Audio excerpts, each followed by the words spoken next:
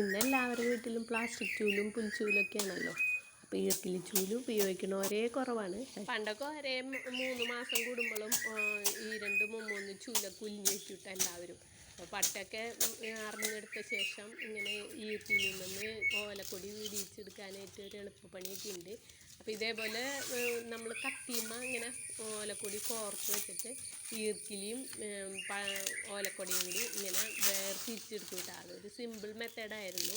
അപ്പോൾ ഇങ്ങനെ വേർതിരിച്ചെടുത്തിട്ടുണ്ടെങ്കിൽ പിന്നെ നമുക്ക് ആ ഈർക്കിലിൽ നിന്നുള്ളതൊന്ന് ചീവിയെടുത്താൽ മതി. ഇതേപോലെയൊക്കെ പണ്ട് ചെയ്തിരുന്നതാണ് എല്ലാവരും കൂടി ഇരുന്ന്. അപ്പോൾ ഒരാൾ ഓല വിടർത്തിയെടുക്കുമ്പോൾ ഒരാൾ ഇതേപോലെ ചീവി എടുക്കും. അപ്പോൾ ചൂലുലിയാനൊക്കെ ഇഷ്ടം പോലെ ആൾ പെരയിലും ഉണ്ടായിരുന്നു.